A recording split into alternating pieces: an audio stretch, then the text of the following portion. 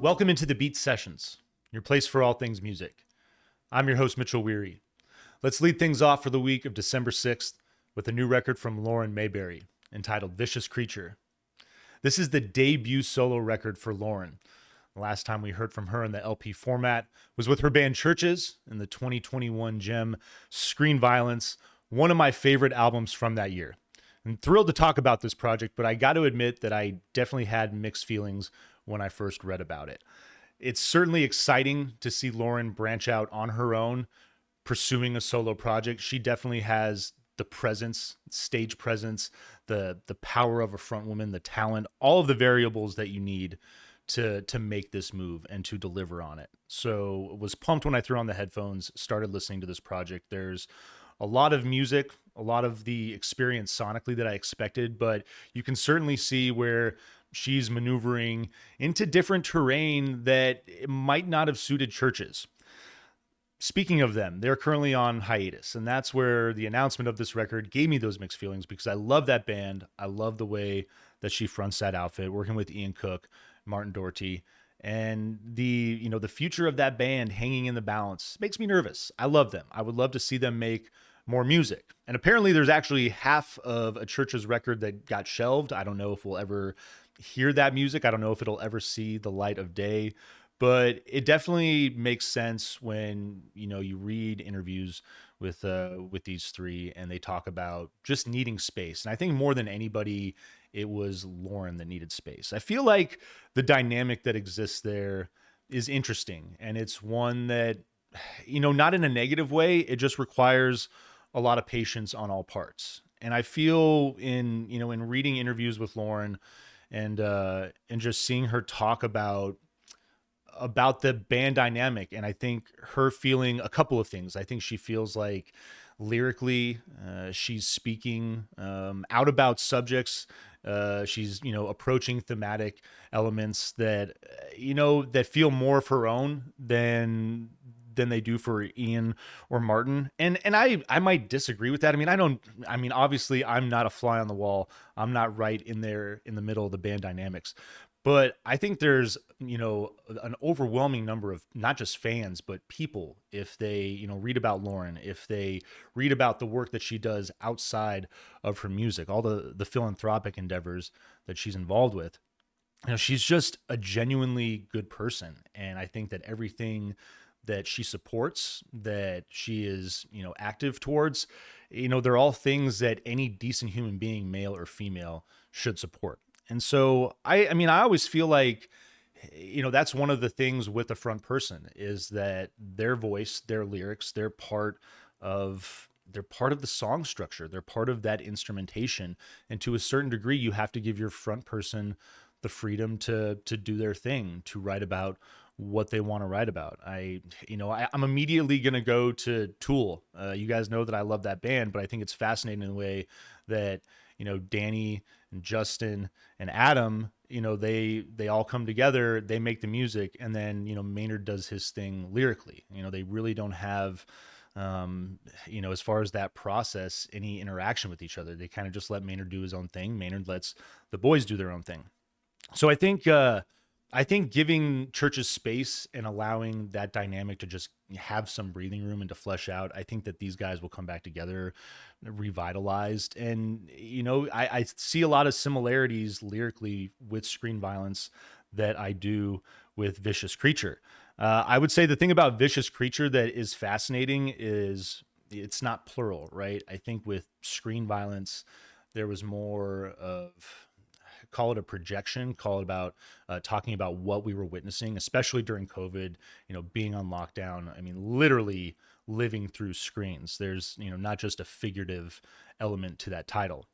But with Vicious Creature, I feel like Lauren has created, this solo alter ego where, she's always been sharp and witty, but I feel like the focus is more on her and the way that she chooses to deal with, society and its narrow-mindedness, finding ownership uh, in the arbitrary and narrow social mores as far as the role of the female, and certainly fronting a rock and roll band. I think that she is the vicious creature. She is snarky. She's calling out all the negativity and all the just intolerable behavior that that is still out there, that so many people still deal with on a regular basis. I mean, don't mean to get too personal and bring it up, but I had someone ask me about my arm the other day. They're like, how often? I'm like, every single day. Like in the grocery line, like go to the bank, people just poke you in the back to ask, and it's like you don't even know people. They just want to bug you. They just want to drop their 2 cents in, and you learn to cope. You learn to deal with it to a certain degree, but there's moments and there's situations where you kind of just like lose it to a certain degree, and you're like, what in the hell is wrong with you? And so I feel like that's the energy of this record. Musically, I love. I hear so much Madonna, and what I love about that, talking about Like a Virgin a few weeks ago, it's a very feminist record. There's definitely the blend of pop and irony, and you're getting a ton of that on this record. Like, I really dig the way that, I mean, Chvrches is a pop driven outfit, but Lauren has really adopted a lot of, I would say stylistically, there's a lot of 80s pop that's driving this record, and other fun elements that just I don't think would play out well on a Chvrches record. So it's great to see the similarities, but I also like the different approaches, both musically and lyrically, to the record that that help differentiate this project from just being kind of like a Chvrches offshoot. This is an album that really easily could have happened, but I think after a couple of listens as well, you start to hear more of that nuance. It starts to flesh out, and you can feel the character of this record, the ingenuity of it, and the creativity there that's driving her. And hopefully she gets to a point, she talks about this, where she can balance both. Like, I would love to see her back with Chvrches, making music with that project, because they're fantastic. It's crazy reading about how they started off. I mean, that was a band that really had no expectations for themselves. And, now, I mean, they did a song with Robert Smith, for Christ's sake, on Screen Violence. It's, it's only the type of collaboration that I think a rock and roll kid would just dream about. And so finding ways to balance both projects, because they are both unique in their own right. And this solo outfit, watching her grow and continue to flesh out her own sound. I'm excited. I'm excited to see where the pop drive goes. Again, it's not just Madonna. There's a lot of contemporary female pop artists that I feel she's capturing, and then just some great 80s artists as well, all around. It's a fun vibe. It's going to lead off with Something in the Air. You get these lo-fi pulsating beats that the beat struggles to find its feet, and I love the way that it opens up that way. It hits with her vocal. You get these twinkly synths that provide great contrast in the song. Thick brooding synths as well create kind of just like another contrasting element, another layer of texture that really just draws you into the track. Catchy buoyant melodies contrast with the longing for change. This is definitely a song, lyrically, like, I want to pull up the opening here because I love this. Crash into a man on a mission, hands up in my face. Instead of acting surprised or questioning why, I say you're a little late. Eye for an eye, X marks the spot. Will I atone for my mistakes? Am I sobering up? Will I be pious enough and build castles for a saint? I love that. I absolutely love the way that she opens this up. And there's just the sense of longing, but also there's a feeling of just letting go in this track of, to a certain degree, it comes up from time to time, but it's like, when do you put your foot down? Like, when do you choose your battles? And this is a song that it feels like, taking those moments to let go of the smaller things, of understanding and acknowledging that people are ignorant, and that is frustrating, especially when it affects you personally in your daily life. But it's also, are my efforts going to fix this person? Am I pursuing something that's, ergonomically worth my time, or am I just, trying to beat a dead horse back to life? And I feel like that energy of letting go in this song it's a positive thing. Like, there's just moments in life where, as much as you might want to say something, as much as you might want to react, it's just better not to. It really is just better to walk away, keep your day going bright and happy the way that it was, and almost kind of just pretending that you never had that encounter with that individual. That's just the feeling that I get from the song, and I really enjoy it as an opener. I think it sets a really good pace and vibe for the feel of the record. Crocodile Tears is your second track. This is where Lauren is bringing the thunder a little bit. Drum heavy, you get this light staccato synths. This song just screams 80s new wave pop. I love it. It sounds like Madonna big time. Bass drum is real thick, prominent, and it works in the arrangement though. I mean, honestly, I think in a lot of ways the production could be seen as a little rough with that drum, but with this particular song, and I love that. I love her, branching out and doing her own thing. She's doing a lot of work in the studio on her own, learning this stuff. And so, I mean, this is a really good example of a track where, she's showing that potential. She's showing that promise from a production standpoint, and working with Dan McDougall as well on a lot of this stuff. That's a collaborator that she brought in that I feel, really helped her kind of branch out of, the mindset of trying to create songs that, she talks about how she felt like Ian and Martin were still in the room, and how she had to like cut that out, like how she had to, really be conscious in the beginning anyway of writing and developing compositions, with the idea that those two guys aren't going to be there and that it's not for them. And I think that's really cool to read about that progress, that journey that she had. But Crocodile Tears, this is that vicious creature coming out. You pick up the phone to start a chain reaction. I'm ringing my bell. I'm hanging on the ropes. Been trying my best to show you some compassion. Giving you an inch. I'm slipping down the slope. I wish you would stop yourself from calling me every time you need validation for the qualities you want to hide. Maybe I'm a villain, but I find it kind of thrilling when you cry, crocodile tears running down your face. Like, she's not holding back, and I absolutely love that. It's not overly in your face too, and I think with the pop contrast, again, it's that irony, the pop aspect with the just like, I love the straight up feminism that is this song. And I think even more than that, it's more about self-respect. I mean, this is a woman, talking to a man, but I think this is a song it could go back and forth. It could resonate with both sides as far as, just not dealing with crap. And yeah, sometimes there's those individuals where, I'm just coming off of talking about something in the air, but there's those other moments where, yeah, sometimes it's nice to see that tear or two. Let me see him. Shame is your third song. You got this avant-garde jazz meets industrial track that, I mean, this is another one that this could be a Chvrches song, but I feel like there's just these nuances and it's instrumentation that just wouldn't quite, work into one of their projects. And so it fits perfectly here. Bright vocal from Lauren is really catchy. The hook is just phenomenal. You get this like light rollicking synth that works through this track. And then like the last 45 seconds, it just goes off and does its thing. It's a pretty good number. Anywhere But Dancing is your fourth track. Dope layers of mellow alternative guitars. You get a bright vocal. Has this kind of like, honestly, it has this folklore T Swift kind of feel. I mean, just, and even lyrically, like downing all the gossip under neon lights, sweating through a t-shirt on a Tuesday night, a pirouette to reel you in, heart to heart and skin on skin, hands beneath a t-shirt on a Tuesday night.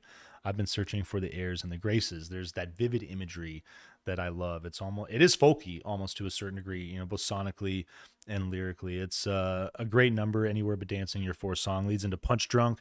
Your fifth song, bass is so mean right out of the gate on this thing, thick and swimming. This is a song that it's got this catchy slow build. It's going to build into this like Madonna Gaga-esque kind of pop track. But, I hear hints of Olivia Rodrigo in this thing as well. And then again, 80s new wave. There was a critic that mentioned Devo, and the moment that they did that, I was like, aha, that is it. Definitely feel an influence of that band in that track. It's there's a lot going on. It's a fun one. Oh Mother is your sixth song. This is where the album takes a sentimental turn, and I really like the lyrical approach on this song. Talking about just the relationships that we have with our parents, the complexities that are there, how time moves on, how those dynamics change. and it's sorrowful piano creates this pensive mood, and it's again a tale of the perspective of passing time and how things change, and certainly when we lose individuals and when we lose our parents. I thankfully have both of mine. I'm so thankful that both my mom and dad are still around. I can't imagine just how hard that experience is, especially if there's stuff left on the table, and there's hints of that in this song, that subtle feelings of regret where there's maybe moments where she should have been there. There's times where she should have picked up the phone, and I personally have started to try to do that more as I've gotten older. Is just reaching out and just trying to have more of a presence in the life of my parents, and they've always wanted to reciprocate that too. But Sorry, etc. is your seventh track. You get this like rattling feedback into fuzzy driving bass, vocal, breakbeat, percussion. The synths swim across it. I really like that effect that's going on there. The chorus is chaotic, filled with gothic synths, but I love the punk edge that's in this song. It really is right up her alley as far as when she chooses to take kind of an aggressive turn on a track. But one of my favorites on this album, Change Shapes, is your eighth track. Got this like hollow electro percussion and oddly toned fuzzy bass. Like it's really a fun element. Totally a Talking Heads vibe on this track though. It's what I got. I love the feel of the pre-chorus, the way that leads into the chorus, and the way that hits. It's just absolute fire. It's exhausting. Or actually, there's a line here that I want to read, because it's exhausting trying so hard all the time. Performative hypocrisy took over my mind. I'm a doll inside a box with a ball and a chain. I bend over backwards, tiptoe along every wire. Guess I'm quite the actress. No one knows I'm a liar. That's some intense stuff. I really, really like that opening of that track. Mantra is your ninth song. Another one of my favorites. You got this loose electric percussion. Bouncy synths are minimal. Vocal is right there, front and center. I really like the focus on that. Beat builds with a slow gallop, low and slow grind on the hook. I really dig that element of as well. The song drops to this like swimming, pulsating synth and vocal, and I really like that moment where it's just her and that synth, and then you get this great build back, and the hook is fire on this thing. A really nice number. A Work of Fiction is your 10th track. You got popping percussion, twinkling piano, drums hit for this breezy coastal feel. Piano is rapid fire. I really just like how fast the keys are moving on this track. Solid blend of electropop with funk elements. It's going to lead into your penultimate track, Sunday Best. Lo-fi piano has a big soulful drive, hand claps, bass builds in playfully behind that. Just takes a big jovial electro pop ride. Very catchy song, very fun tune to serve as that second to last. And then Are You Awake? ? It's a great way to end this thing. Simple piano arrangement, keeps the focus on the vocal once again. I love the delicate range of her voice. Like there's so many different melodies really showing off that soprano that she has. It's just like her voice is just gorgeous. Melodies are fire on the thing. You got these wavy synths that move in a light chaotic build that develops in the song. And I love that refrain. It's a state of mind. It's just a state of mind that she throws down. This is a really fun project. Great solo effort right out the gate for her. 12 songs, 40 minutes. There's very little wasted space here. We're going to vinyl please this thing for sure. Going to give it an 8.1 out of 10. Love the feel of this record, and I hope you enjoy it. Hope you find this review helpful as well. Please like this video, share it, subscribe to the channel. Just started a membership for this channel. It's 99 cents a month. We're going to do a live show Monday through Friday called Daily Deep Cuts. So you'll get a track of the day. We'll talk about that for a short period of time. I'm going to do top 10 lists, a bunch of other stuff, starting to mess around with production, some AI video production, all sorts of cool stuff. So grab a membership, tune into some of that other stuff that I will start promoting. You'll see it come up on the channel. Tune into Classic Wax on Tuesday nights. That is 6 p.m. Pacific Standard Time, 9 p.m. Eastern Standard Time. Stay tuned throughout the week for more album reviews. We will see you next time on the Beat Sessions. Yes, let's go.